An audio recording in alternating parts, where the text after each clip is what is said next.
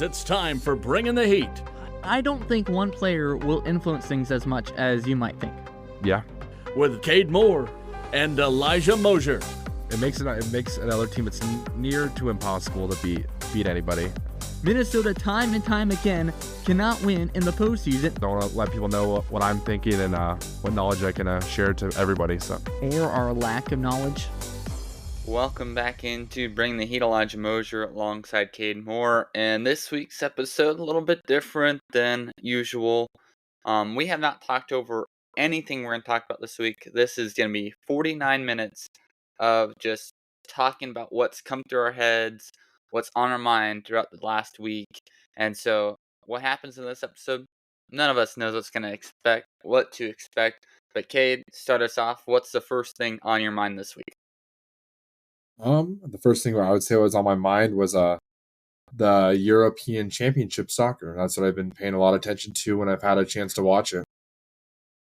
All right, European soccer, that's something I know a lot about. There were some really good matches earlier today. Group D finished off. The Netherlands played Austria. That was a fantastic game. Austria finished winning that game 3-2 to advance to the knockouts. And then France drew against Poland. And so I'm going to start off with this one. France, they only scored 2 goals in the entire group stage. They scored an own goal and a penalty kick. They didn't have any natural goals throughout the entire group stage.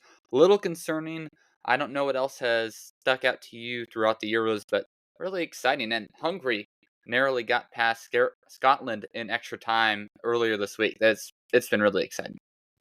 Yeah, that was kind of a shocking how that group panned out. How Austria won Group D. That was definitely either the Netherlands or France's group to win. But thing I've noticed a lot, you've kind of mentioned, was the own goals. There's been 7 own goals so far throughout the European Championship so far, and a player for Belgium. Belgium's a team I've rooted for. I guess it's the team that I've used in FIFA, so I kind of root for them. Is Belgium. Romelu Lukaku has had all three of the goals that he scored have been called back. One of them was for a handball, and the other 2 were for offsides, and he was like maybe a shoulders width offside. So it's kind of interesting, or kind of cool that they can use that VAR to tell how close people are to being offsides. But he kind of talked in his presser about how he doesn't even want to. He's scared to celebrate after his goals because every single one of them has gotten called back. So if he scores another one, I don't know if we'll see a very big celebration out of Belgium's Romelu Lukaku. Yeah, you mentioned it. And I also want to point back to Group B. We talked about this last week. You got Spain, Italy, Croatia on that group. Really expected that to be a lot closer of a group, but then Spain went out first day of group stage, took out Croatia 3-0. Then Croatia tied against Albania. And then Croatia drew against Italy. It was really interesting to see how that played out. Spain won all 3 of their matches to advance to the knockout stage. Italy also advanced with a win, draw, and loss. Croatia hanging on by a thread, trying to advance on through there. But it's going to be really interesting. Croatia, the only thing that they can hope for is Slovenia loses by 3 goals to England later on today. But it's really interesting to see how this plays out.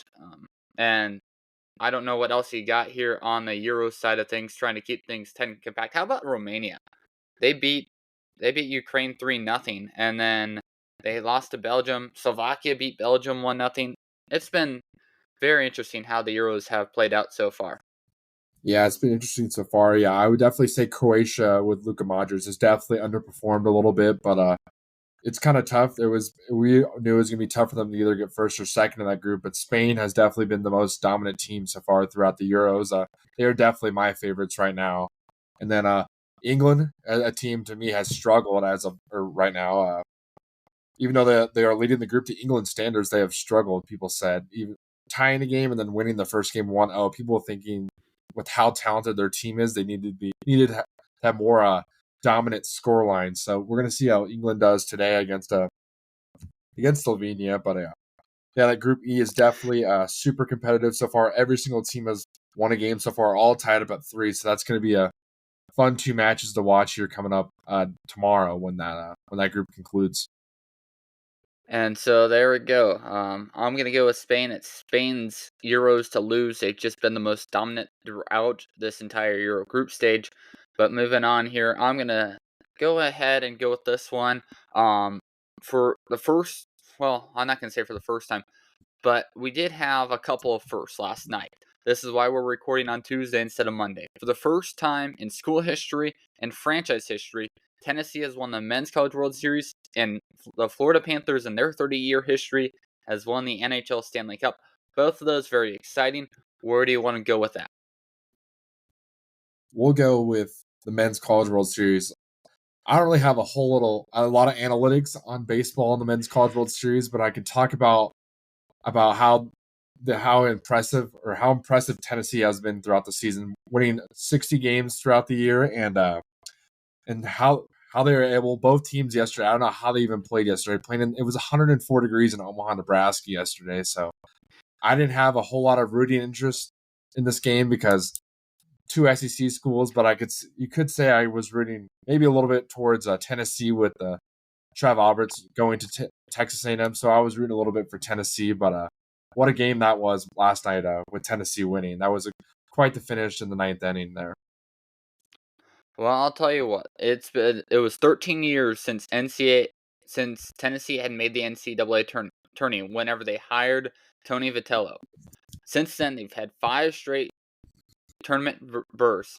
They've made it to the Men's College World Series in 3 of the last 4 years, and now have won their first title in Tennessee history.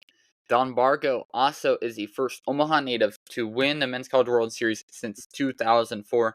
Pretty historic, pretty cool things happening in Tennessee. And, I mean, they were just ecstatic to come away with a victory. They had to come back. Texas A&M won the first match. And, I mean, props to the Volunteers. Yeah, you have to give them the props. Going down 1-0, then they scored all their runs in the second game by home runs. So it was an exciting game 2 there, and then game 3. The announcers before the game were saying that they could see this game going into the tens and seeing the score being 10-11, and but it was a pretty high scoring game, being 7-6 the final score, or was it 5-6? Is that right?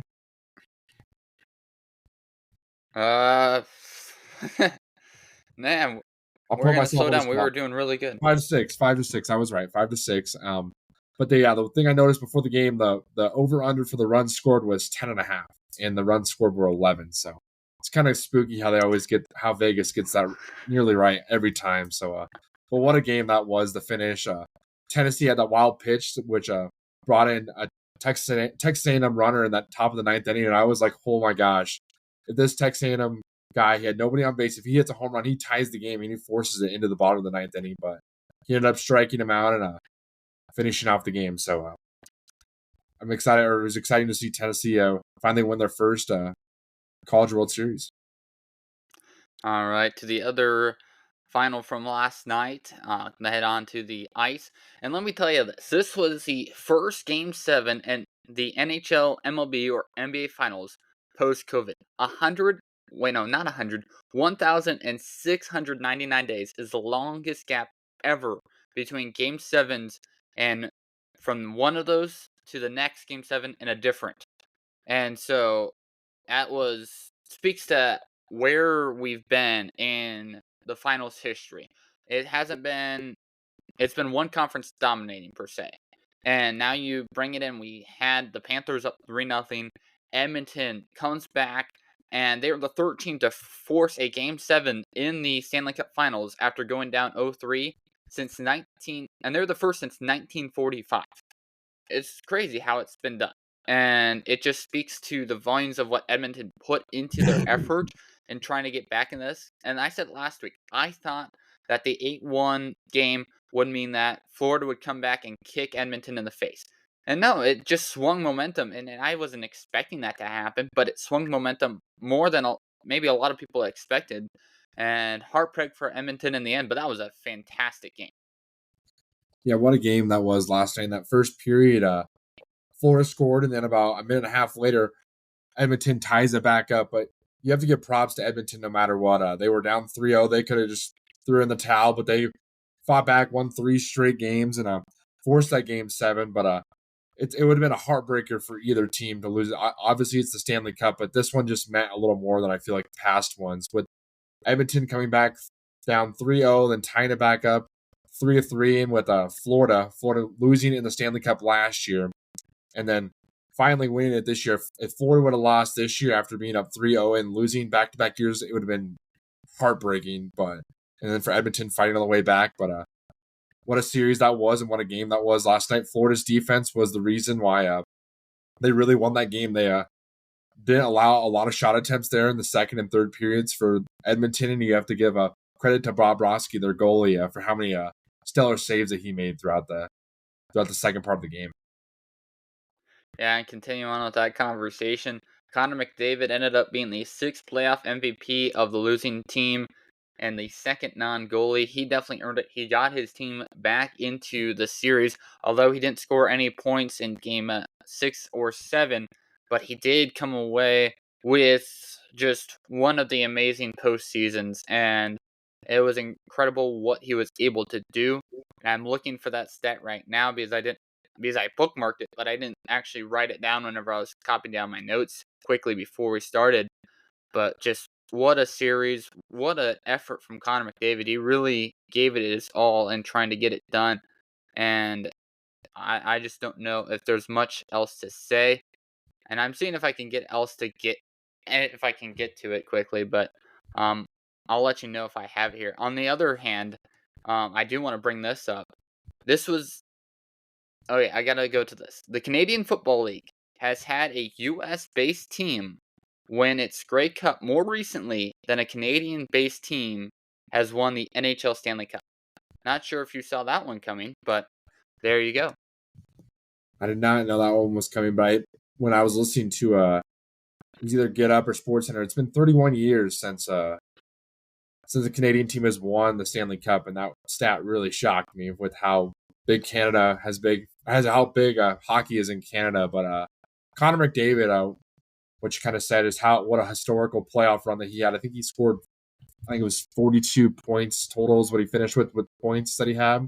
But Connor McDavid's one of those guys in a sport that if you're really not really interested in hockey and you never have been, but if you watch Connor McDavid is so fun to watch. How much faster he can skate than everybody else, and how he's able to handle the puck with the speed that he's skating at. He makes hockey fun to watch, in my opinion. So he's one of those generational talents, and I'm really hoping that he can get a Stanley Cup here eventually, because that's going to put him up in the greats with Gretzky and Crosby and Ovechkin and the top guys that have played before him. You mentioned Wayne Gretzky, and there are only 2 players with multiple 4-point games in a single Stanley Cup final. The other being Wayne Gretzky in 1985 when he played with the Oilers. And no one in NHL history has more points when facing elimination in a Stanley Cup final than Connor McDavid this year. It is what has transcended the Oilers into forcing that game 7. They didn't quite get it done, but legendary status right there. And he comes away with the Conn Smythe, but obviously he would have liked to come away with the Stanley Cup himself. Next up here, let's go to the NBA Finals. Those finals concluded this last week as well. The Celtics came away with the series as most thought that they would. And let me tell you what, the 35-year-old Joe Mazzulla is the youngest head coach to win the NBA title since Bill Russell in 1969. Wow. I did not. That's a stat pull right there. Joe Mazzulla and the Celtics, they're not going to drop off anytime soon. They're bringing back their whole roster. All their main guys that they played throughout the playoffs are going to be on the squad next year, and they're going to be maybe the team to beat, or they're definitely going to be the finals favorite. Here coming up in the season coming up next year, and I'm excited to see what they can do. But I don't know who the team in the East is going to be able to beat them. But I was looking at something last year. I took a screenshot on my Snapchat last year. I took a picture and then saved it. And I was like, I wonder how this will pan out. And I was like, who will be the team to beat that will be able to beat the Nuggets in the West last year? And two people said the Suns. I think one person said the Lakers, and then I think the other person said the Grizzlies or something. And I was like, wow, you guys are on ESPN, and you picked 2 teams that lost in the first round, and then one team that didn't even make the playoffs. So that was just the thing to note. But I'm excited to see what these Celtics can do in the years to come. They could be maybe the next NBA dynasty if they win back to back. Interesting. And so I got a couple nuggets here for you as well. As Jason Tatum won the NBA Finals, while his high school classmate Matthew Tkachuk became league champions. Tkachuk played for the Florida Panthers in the same month. They were high school classmates, and that's quite the story for them. I wish I had that famous of a high school classmate. Maybe I will someday, but interesting to point that one out. But I also want to give a nod to Brad Stevens of the Boston Celtics. He acquired Porzingis, White, Holiday, and Horford in the last couple of years, and it made for an incredible run. I don't know why I keep saying incredible, but the Celtics, time and time again, were the most dominant team in the NBA this year. They got rid of Marcus Smart, which a couple people were like, will that work? Well, it worked. It was something that Brad Stevens, um, he made happen. And he made this team as dominant as it was. And the Mavericks didn't have a shot as much as some of the other people did. And nothing else, nothing left, nothing left else to say. I'm losing my words here, trying to get through it here. Yeah, and you definitely have to give credit to Brad Stevens. When I was watching this game, I'm like, it has to be impossible just to guard the Celtics. They have every single player on the floor throughout the whole game could shoot the ball. When you have Derek White, Jaylen Brown, Jason Tatum, Kristaps Porzingis, Al Horford, Peyton Pritchard, and I probably missed a couple, but every single player on the Celtics team can shoot the ball, and that just makes a team so hard to defend when they can spread the floor like that. Because usually one team has a player where you can just sag off and protect the paint, and but the Celtics don't. Everybody on that team can shoot the ball, and it just the Mavericks struggle with that, and the Celtics hit so many timely shots, which just put the Mavericks so far behind they just couldn't come back in that game 5, and just really throughout the series. And then on the defensive side of the ball, everybody can defend on the Celtics. And bringing back Kristaps, he's at 7'3", has so much length, but the guard play on the defense side of the ball for the Celtics is what made the Mavericks struggle with Jaylen Brown, Derek White, and Drew Holiday. All those guys can defend so well on the defensive side of the ball, and this team is just constructed for today's NBA, and you really have to give credit to Brad Stevens and the Boston Celtics for the season that they had this year. Yeah, no doubt. And I also got to bring up Jason Tatum as well, because Tatum, he was what led this team to significance. He was the 4th player in NBA history to lead his team in points, rebounds, and assists in the finals and win the title. The others being Magic Johnson in 87, Tim Duncan in 03, and then LeBron James did it 4 times in 2012, 2013, 2016, and 2020. And he's also the 6th player in NBA history to record 30-plus points and 10-plus assists in an NBA Finals clinching game, joining Jerry West, Walt Frazier, James Worthy, Michael Jordan, and Stephen Curry. History for Jason Tatum. Yeah, which a lot of people thought Jason Tatum really deserved that Finals MVP, but you really could have gave it to multiple players on this team, and Jaylen Brown ended up getting it. But I feel like Drew Holiday also had an argument to get that Finals MVP. But when you have 3 players in the contention for Finals MVP, you know you're doing the right thing.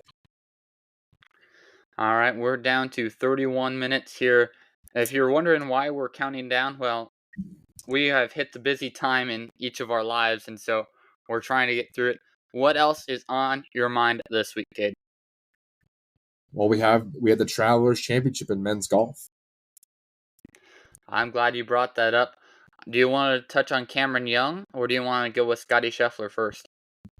I was just going to go with Scottie Scheffler, but then Cam Young, I did see he shot 11 under 59 round. What was he, the 13th? Was that right? 13th player to ever do that? 13th in tour history, first sub 60 since 2020. Wow. And I just can't imagine ever playing golf at that level. That is incredible. But I figured, well, Scottie Scheffler won at 22 under. He ended up Tom Kim on the 18th hole forced a playoff. He birdied the last hole to go into a playoff against Scottie Scheffler, which Scottie Scheffler ended up winning that playoff, parring the first playoff hole. But I figured this tournament would go into a playoff. When I was watching it earlier on in the round, there was like 4 or 5 players tied in second place, and I was like, this is just incredible how low these scores are for these players, and it was quite the tournament, and it's exciting to see these players showing their talents and their ability to go low throughout these rounds. No doubt. You mentioned it, and it was a tightly contested match, and it came down to Tom Kim and Scotty Scheffler. But I do have this to say about Scotty Scheffler. He is the first player to reach 6 wins before July since Arnold Palmer in 1962, the second world number 1 to have 6 wins in a season, the first being Tiger Woods in 2009. Scotty Scheffler's dominance is unprecedented, and he keeps up his winning streak. And I mean, he hadn't won for a little bit. He struggled a little bit in last week whenever he competed at the U.S. Open, but he has picked it right back up where he left off. And so I had to talk on that. But Tom Kim, legendary performance. I should stop using the word legendary, but he set out at the beginning and got himself a lead. He made Scotty Scheffler work back for it and come and get it. And it was impressive what they did. And so now I'm going to bring this up. This is kind of what we talked about last week about the U.S. Open. The U.S. Open was such a tough course at Pinehurst. But then they come over to the Travelers this week, and it's a super easy course. And both were entertaining for different reasons. This is why we can't just have one level of difficulty, and it's exciting to have varying difficulties for these golfers. Yeah, and it just, like you said, there's 2 different ways you can enjoy golf, watching these players with DeChambeau winning at under 6 under, and then Scotty Scheffler winning at 22 under this week. It's just incredible that we say these courses are easy for the Travelers Championship, but if any regular old Joe golfer went out there, there's no way they could play on the level of these pro golfers. And that's what makes them so exciting to watch, is how perfect they are on all their shots and how they're able to hit one side of the green and it backspins and it rolls to 4 feet and they have a tap in birdie. It's just so incredible to watch these golfers. But a thing that I noticed with Scotty Scheffler this year, he has earned $28 million this year in his tournaments. Scheffler has more than doubled the earnings of any other PGA golfer this season, with 6 wins, and should become the 4th. He's won. Sorry about that. He's doubled the earnings of any other PGA golfer this year, and that's incredible. And legendary. We both said, Scotty Scheffler is the next Tiger Woods, and he's having a Tiger Woods like run right here in 2024 so far. And not to mention this, but I feel like I have to bring it up. 18th hole, Kim and Scheffler were fighting for it. They each ended up on the green, and Scheffler needed a birdie to clinch the win, and Kim was hoping to force a playoff hole. And that's when protesters got on the green and dumped all this, whatever it was, onto the green and just completely disturbed everything that was creating such a great moment in the championship. And I'll tell you what, I'm glad that the 18th hole ended the way that it did, because it gave a chance for a do-over, a playoff hole to decide who was going to win, instead of having it end on some weird thing with the green. So, shame that it's kind of had to ruin it and take out some of the joy of what was happening, but still, it ended up being a great finish. I'm glad I tuned in for it. Yeah, the cops weren't going after Scotty Scheffler this time. They were going after the protesters. Good thing for Scotty Scheffler there, but I hate seeing that in sports when these protesters try to make them all about themselves. But I do agree. We didn't want to live or finish on that sour note. I'm glad there was a playoff as well. But what a great tournament it was this weekend. I'm going to let your bad joke slide, and I'm going to keep moving on here. Next up on my slate, the MLB had their game at Rickwood Field in Birmingham this week.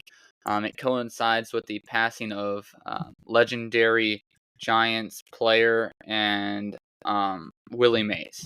And it coincided perfectly and unfortunately, and the Giants honored Willie Mays as well. The Cubs and the Cardinals took their part in the game in Birmingham, and It was historic.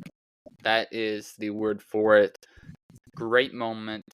I wish I could have seen more of that game. I know Fox went all out for it. Even in the top of the fifth inning, they went back to a 4-3 ratio, and they did black and white for the top of the fifth inning. Really cool stuff that they did for this game, and great way to honor the Negro Leagues down in Birmingham this past week.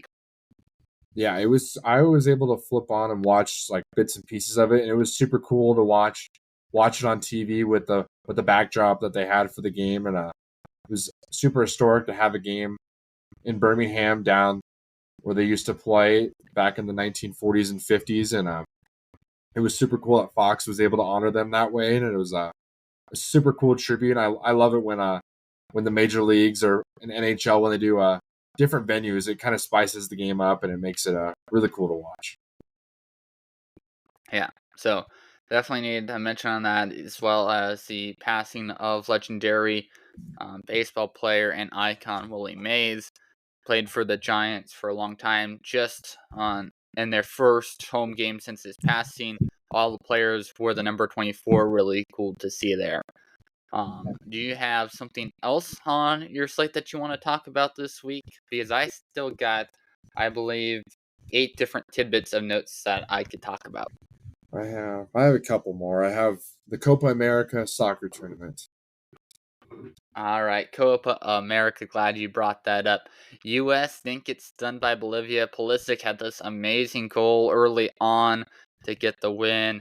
I mean, there is so many different storylines to talk about in this tournament, but let's start off with Brazil. They failed to get past Costa Rica. This is a younger team without Neymar, but most expected a lot more from them in their first match. Couldn't get it done at SoFi Stadium last night. Yeah, that was a shocking score. And watching that game, they showed a couple stats there at the end of the game. They had Costa Rica had two shot attempts and 0 shots on goal. Brazil had 19 total shot attempts and only 3 shots on goal. So you would expect Brazil with 19 shot attempts to have a couple more on goal and finally have one get behind the goalie and get the net. So just a very disappointing performance for Brazil last night. But it was exciting to see James Rodriguez playing with Colombia again. He was dealing with mental issues. I think it was last year or early on. Yeah, last year, so he wasn't participating with the Colombian national team. But he had 2 assists in Colombia's effort beating Paraguay 2-1, and he is such a fun player to watch with his ability to get the ball to his teammates and get the ball on net. Yeah, Brazil just has more work to do. And, I mean, talk about the U.S. Colombia now, arguably the favorites to win Group D. But I want to touch on Argentina a little bit. Tonight is Tuesday, and Argentina is taking on Chile. Last and 2016 Copa America final, Lionel Messi missed a decisive penalty for Argentina and their loss to Chile at MetLife Stadium in New Jersey, which led to him saying that he's going to retire from international football. Today, he'll play Chile at the same stadium as a reigning Copa America finalissima and World Cup champion, and now he has a chance to get revenge on Chile tonight. They started off their campaign with a 2-0 victory over Canada, and now they take on Chile tonight.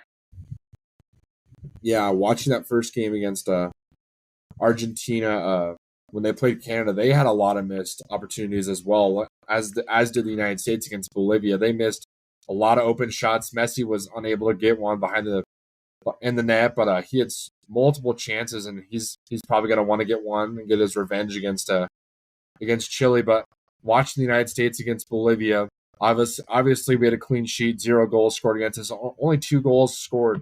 But watching the game, the United States had multiple missed opportunities, and I felt like they could have got a couple more goals behind the net, but we can't really complain too much. We scored 2 goals and didn't allow any, and I'm expecting another win against Panama, but I'm really excited to see when the United States plays against Uruguay. I feel like that's going to be definitely the matchup to watch in that group.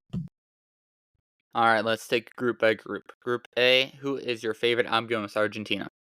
I like it. Argentina. Group B, kind of a little bit between Mexico and Venezuela after the first match day. I think Mexico will come out on top, though Venezuela is a sneaky underdog.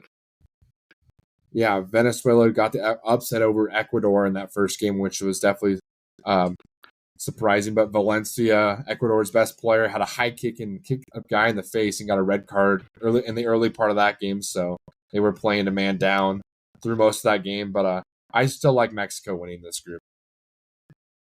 Group C, man, this is a tough one here. I just don't know if I've seen enough from the U.S. to let me predict them as Group C champions. Give me Uruguay to come out on top in Group C.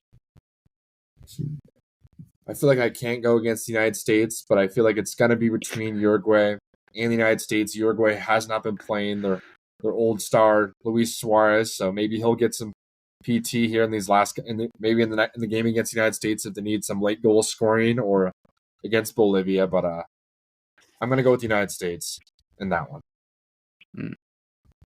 You gonna make the drive down to KC on Monday night? Is that who we're Panama? Is that where they're playing at? USA Uruguay next Monday night. I will not, but I'll be watching on my Oh. TV in my cozy basement. Oh yes. Group D, Colombia, Brazil, Costa Rica, all in that conversation, but Colombia seems to me like they will reign on top of Group D. I just don't have enough from Brazil. They could not finish against Costa Rica, and I think Colombia is a sneaky underdog to win this entire tournament. I think that they will finish runners up to Argentina in the end. Yeah, Colombia has definitely been on a hot streak as of late. They're on a huge winning streak in their last, I think it's 6 or 7 game win streak that they're on now. But I like Brazil to bounce back. Brazil, that was just a phony performance, but we can't really discredit Costa Rica. They've been a solid international program or club, whatever you want to call them, the last since their World Cup campaign a couple years ago. But I like Brazil bouncing back. Who do you got in the final over who? I like, let's say, Argentina. Give me the United States. Argentina, the United States. Argentina wins it. All right. I think U.S. might make it to the semis, but like I said, I got Argentina over Colombia. All right, moving on here. I want to talk a little bit of the Cricket World Cup. We've talked about this a little bit. U.S. advanced to the Super 8, but they just kind of floundered in their group. They lost to South Africa, West Indies, and then England, and they have failed to advance. A little bit of a disappointment now in the Final Four. It is South Africa as well as India and England, and then the final team to advance is Afghanistan.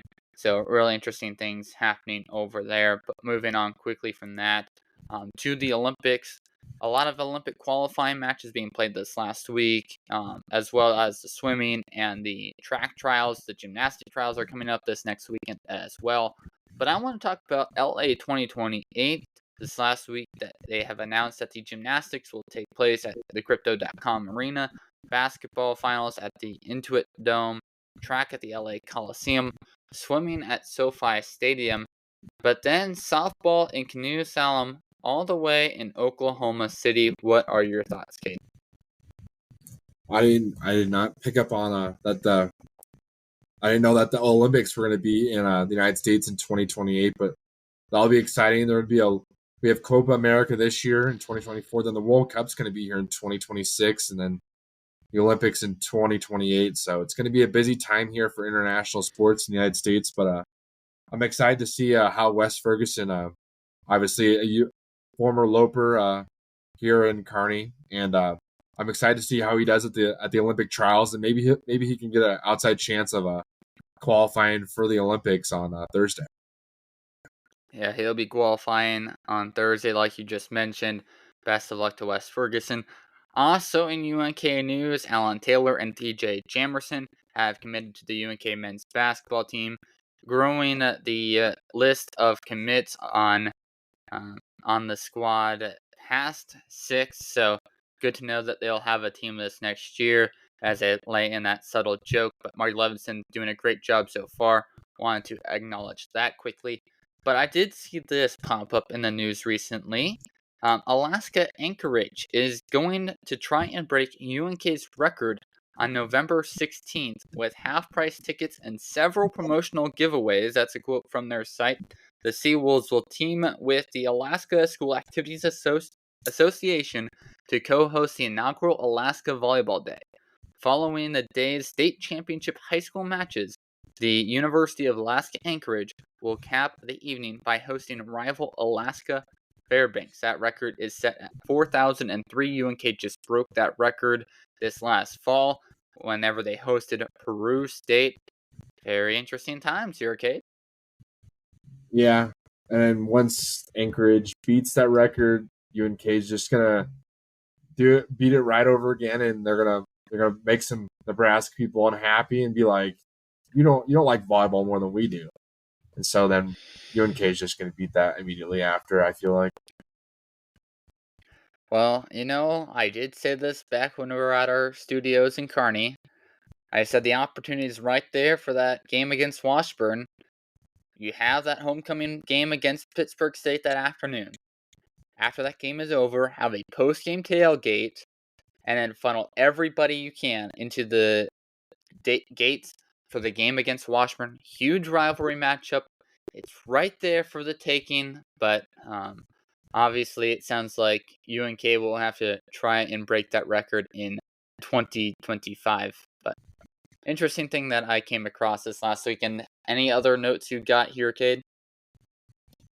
I don't really have a whole much more. I wrote down a little bit about the NBA draft is coming up on Wednesday, and then NBA free agency starting up here. Yeah, an NBA draft picking up. Chris Finch, the head coach for the Minnesota Timberwolves, just announced a multi-year extension as well. Different things happening with the NBA draft here. NHL draft also coming up this week as well. But lots of different things coming up here, Kate. What are your notes on that? For the I don't have a whole lot for the NBA draft. There's not really a whole lot. There's not like the standout Victor Wembanyama. There's not really a lot of marquee names in this NBA draft this year. So it's going to be interesting to see which player falls first and who follows behind them, because there's not really a whole lot of star-studded players in this year's draft. But I could mention, I guess, my Detroit Pistons have had 31 wins combined over the last 2 years and had the number one, or have had the number 5 pick back-to-back years. So the Pistons have got screwed over a little bit there with the NBA draft lottery, which I don't really know if I trusted very well, but it is what it is. But the NBA draft will be exciting. I think they're moving it to a 2-day event this year. In the past, it's just been a 1 day. Yes, it's a 2-day event this year. And I had another note because you brought up the Detroit Pistons. Let's see if I can find it quickly. But just so you know, Danny Hurley turned down that contract for the Lakers, and the Pistons just fired. They just fired Monty Williams after 1 season. And so Monty Williams will make more to not coach over the next 5 years than Dan Hurley would have made to coach the Lakers had he accepted their offer. Interesting things there. I don't know. Well, I guess I know why the Pistons decided to fire Monty Williams. They are too impatient to wait for progress. But Monty Williams is a 2-time NBA Coach of the Year. He knows what he's doing. You just have to give him time. And that was a big deal that you just gave him. And now you're in this hole. Yeah, we paid him it was like a $65 million contract and gave up on him after 1 year. I feel like this Pistons team definitely underperformed. Like, looking at their roster, they're not as bad as what the record says.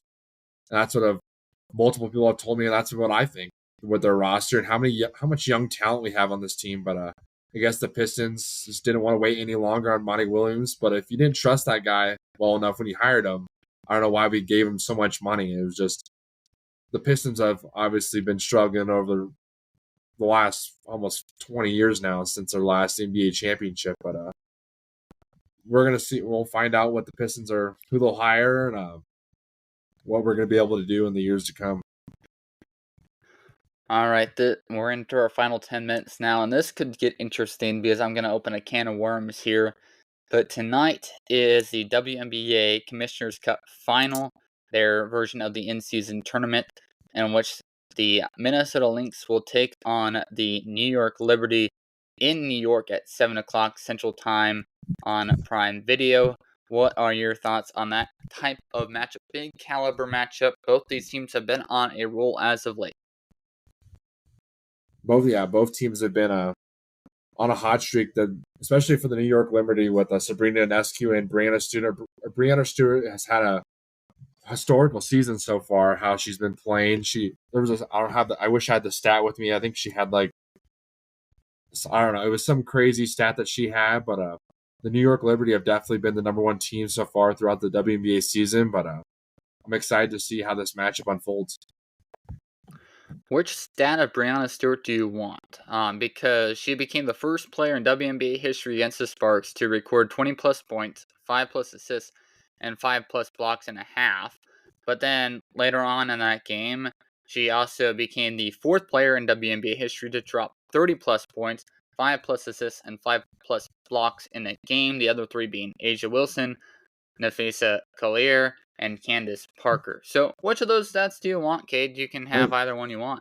I think it was the second one. I think it was some with. I remember it was 2020 and 5. That's I was couldn't remember what, but this Liberty team has been dominant so far throughout the season, being at 15 and 5 or 15 and 3, excuse me, leading the WNBA right now. But it'll be and then the Lynx just right behind them at 13 and 3. So, but we don't hear a whole lot of talk about them as much as we do other players. But we're not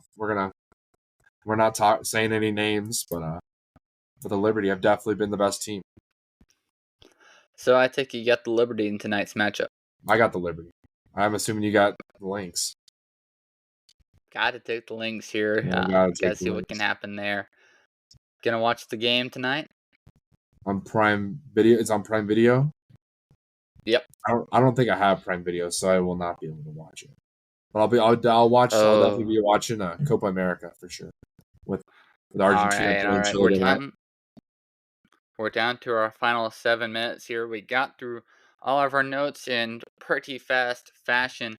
Pretty good job there, Kade. But let's get on to the prediction panel parlay. This last week, I said that Boston would win Game 5, and then it all went downhill from there. I said that Florida would win Game 5 of the Stanley Cup, and the U.S. would advance to the Final Four of the Cricket World Cup. Those did not happen. You had Boston winning Game 5, U.S. beating Bolivia, and then for your upset pick, you went with Austria beating France. You were oh so close. Right day, wrong matchup. In the end, it was Belgium being upset that same day. So we are now 0 for 5 in this mini session. But I believe that in terms of better weeks, that puts you at number 3. So I think you edged me out here in this mini session. We won't have one this week, considering this is our final show for a month. But I mean, not too bad there, Kade. You went 2 for 3. You know, I was pretty frustrated that I was hoping Austria would somehow beat France, but they ended up winning the group, so as a mini victory there. But for my prediction panel parlay, I was 2 for 3 there, so better than past weeks. So figuring out a little bit, even though we're on our last episode until the school year starts. Speaking of that here, again, addressing this, we're taking the whole month of July off. I have some ideas here, Kade. I mean, we can talk about this after the show is over, but so the interesting about July, it's a 5 Monday month, and so no shows then. But then in August, our school starts back up on August 26th. That's a big week for UNK. The football team hosts Shadron, but there are 3 Mondays before that. I have some ideas. We can talk about it a little bit later, but it's going to be a fun break that we have coming up here, Kade. Yeah, we're going to have for sports-wise, it won't be too fun with just Copa America and the Euros going on, but and MLB. The Olympics but are starting. and the Olympics is like later in July, right? Though. And I think it's like July 26th. I think we're just about a month out. So yeah, and the Olympics. But I was saying early July. Yeah, early July. Who knows? It's pretty slow. But when the Olympics get on, I noticed Allo has 2 Olympic channels that are going to be playing Olympics all day long. So we'll definitely be tuning into that as much as I can. And speaking of the Olympics, best of wishes to Cameron Brink on a quick recovery after she tore her ACL. Obviously, will not be on the Olympic 3x3 team like originally stated. She'll be replaced by one of her teammates on the LA Sparks, and I have that name here. Derica Hamby will replace her, and so best wishes to Cameron Brink on a quick recovery. But, I mean, hey, that wasn't too bad of an episode. Any final thoughts for you, Kade?